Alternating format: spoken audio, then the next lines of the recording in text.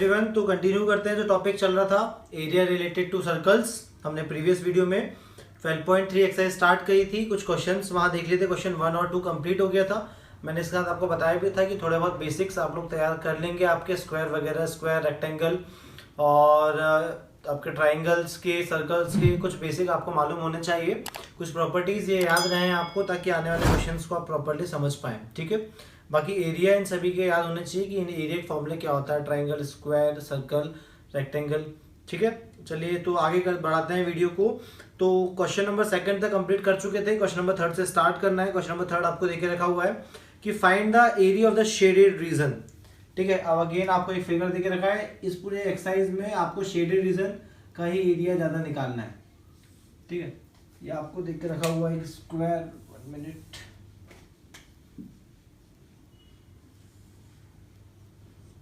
ठीक है, स्क्वायर आपको देख के रखा हुआ है। यहाँ पे इसमें 2 सेमी सर्कल्स हैं।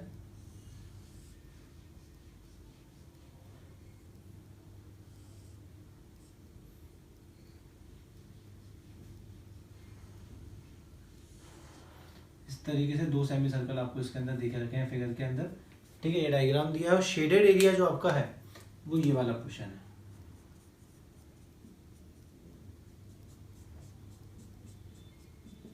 ठीक, ये आपका शेडेड एरिया वाला पोर्शन है।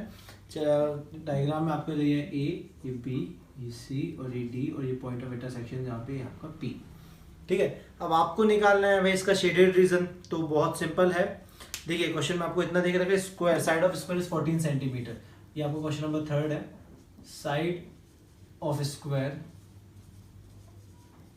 Is equals to 14 centimetre. ये आपको दिया हुआ है, मतलब ये जो वैल्यू है ये आपकी 14 सेंटीमीटर है।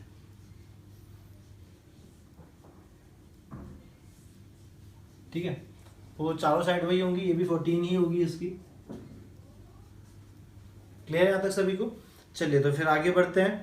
अब क्वेश्चन नंबर 3 का देखिए, आपको गिवन में इतना ही दिया गया है, बस शेडेड एरिया आपको निकालने बोला गया है।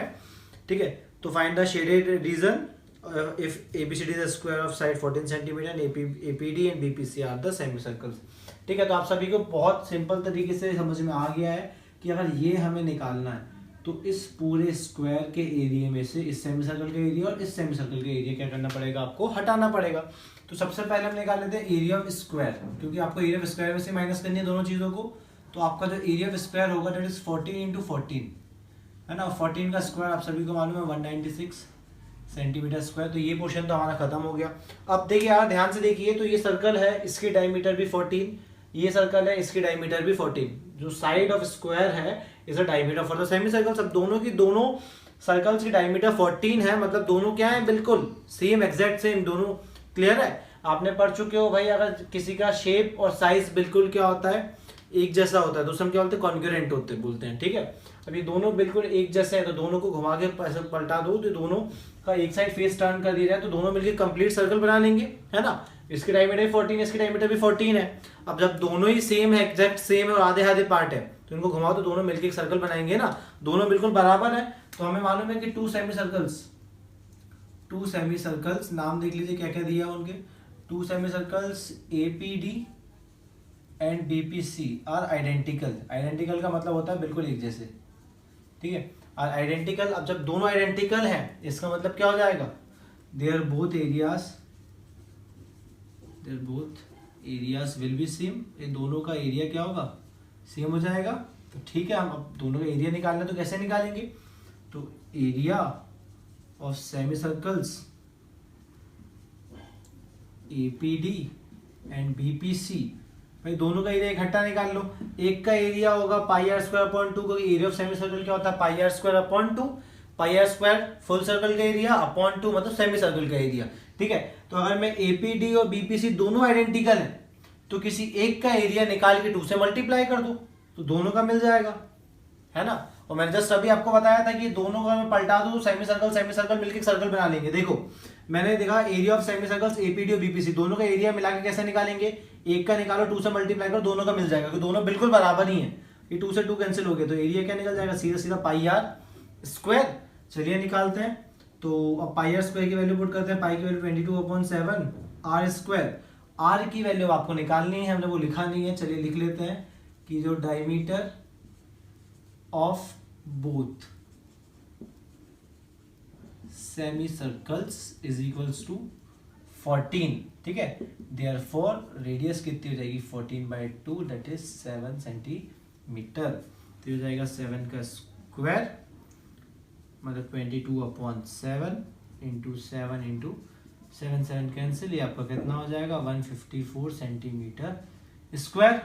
अब आपके पास दोनों शेडेड, दो सेमी सर्कल्स का एरिया है, स्क्वायर का एरिया, शेडेड रीजन निकालना है। तो एरिया ऑफ शेडेड रीजन क्या होगा, पूरे स्क्वायर में से इन दोनों का एरिया माइनस कर दूं, ठीक है। तो हम निकाल लेते हैं एरिया ऑफ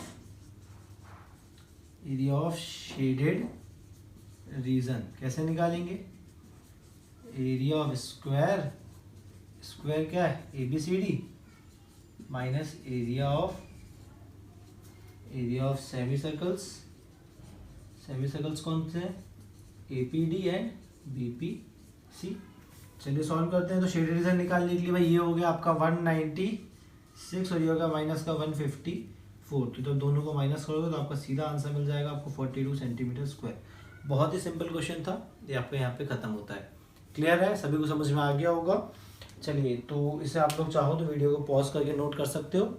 मैं इसके आगे अब नेक्स्ट क्वेश्चन कर रहा हूँ, क्वेश्चन नंबर 4, ठीक है ना। इस वीडियो का नेक्स्ट क्वेश्चन, 2 क्वेश्चन हमारे वीडियो में कवर कर रहे हैं क्योंकि थोड़े से लेंथी क्वेश्चंस हैं तो टाइमिंग ज़्यादा हो जाता है वीडियो का, ठीक है ना। तो इसलिए कम क्वेश्चंस कवर कर रहे हैं, 2 क्वेश्चन सफिशिएंट है कि आप एक दिन में जितना पढ़े उसकी प्रैक्टिस भी कर पाए। बहुत सारे पढ़ लोगे भूल जाओ, कोई मतलब नहीं है उसका, ठीक है। तो क्वेश्चन नंबर 4 पे आते हैं। क्वेश्चन नंबर 4 आपको देके रखा है कि find the area of the shaded reason 12.22। Shaded region निकालना आपका एक, अभी ये आपका ये फिगर देके रखा हुआ है, ये इसका सेंटर है सर्कल का और यहीं से इक्विलेटरल ट्रायंगल बना हुआ है, ये आपको दिया हुआ है। मैं इस डायग्राम को इसी तरीके से बना दूंगा, सर्कल में यहाँ पे लाइन नहीं दी है, मैं आपको समझाने के लिए मैं इस लाइन को बना रहा हूँ, ड्रॉ कर रहा हूँ, ठीक है। शेडेड एरिया मतलब ये पूरा की पूरा शेडेड एरिया है, ठीक है।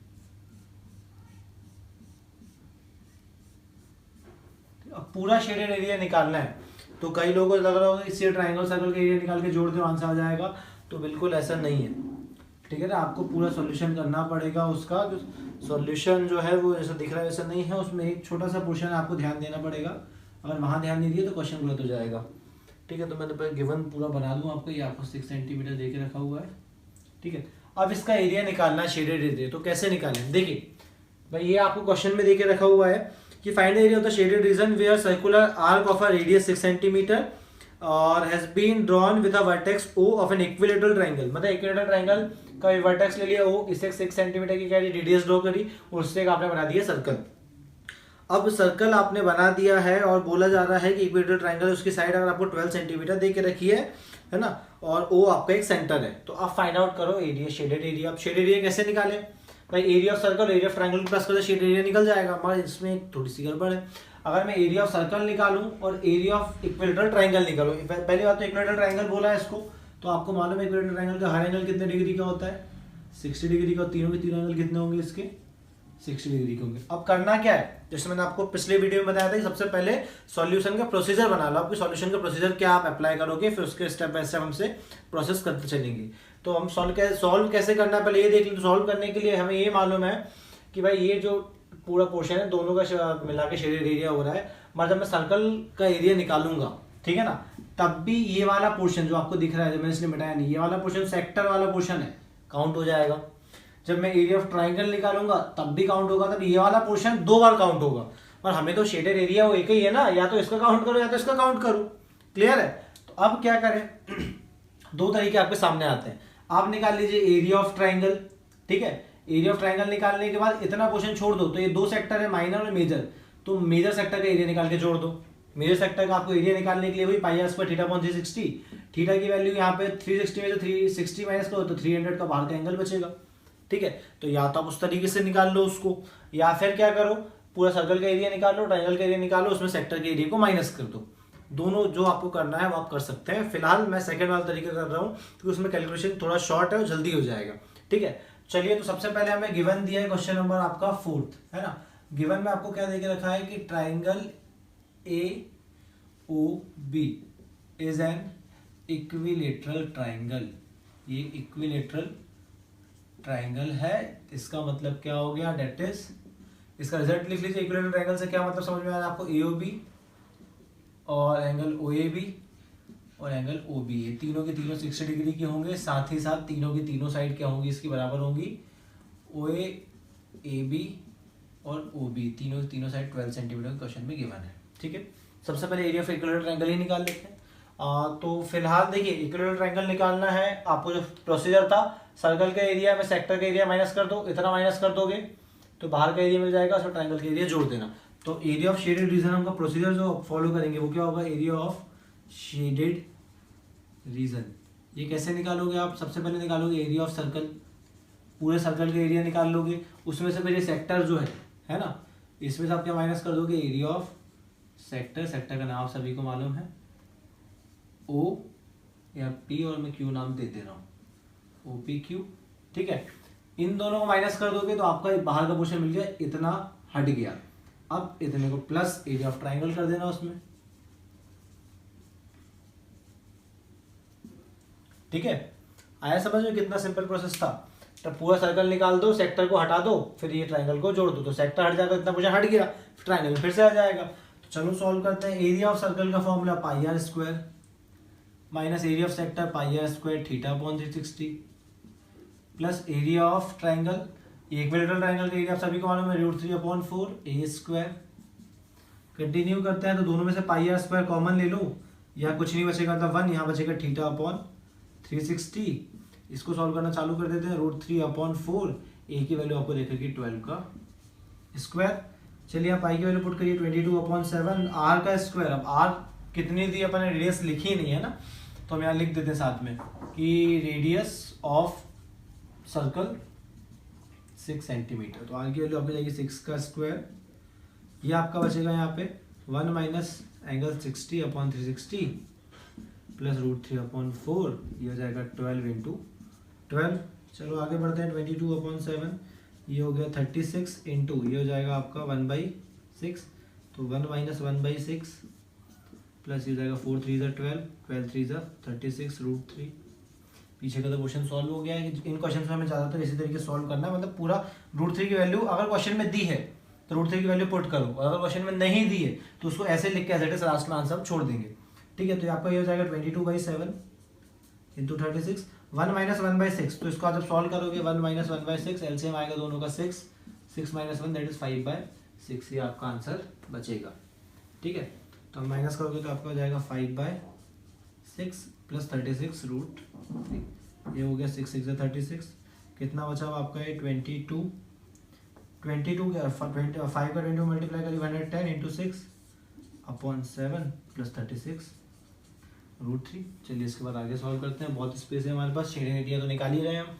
ये आपको हो जाएगा 60/7 प्लस 36 √3। जैसा मैंने आपको बोला था क्वेश्चन √3 की वैल्यू दी हो तो ठीक, नहीं दी तो इतना करके आप छोड़ दें, तो भी आपका आंसर क्या हो जाएगा, करेक्ट आंसर आपका आ चुका है कि एरिया ऑफ शेडेड रीजन क्या हो गया आपका 660/7 प्लस 36 √3। क्वेश्चन में √3 की वैल्यू जैसे मिलेगी 1.73 होती है, तो अब यहाँ 1.73 रखेंगे, 36 से मल्टीप्लाई करेंगे, एलसीएम लेकर सॉल्व कर देंगे अगर क्वेश्चन में √3 की वैल्यू गिवन हो तो, और नहीं दी है तो फिर करने की जरूरत नहीं, इतना ही आपका क्या हो जाएगा आंसर।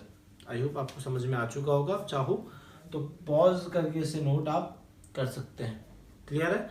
चलिए अगर वीडियो पसंद आए तो चैनल को सब्सक्राइब और वीडियो को लाइक प्लस शेयर दोनों करेंगे। क्लियर है? अब नेक्स्ट वीडियो मिलते हैं इसके आगे, तब तक के लिए थैंक यू।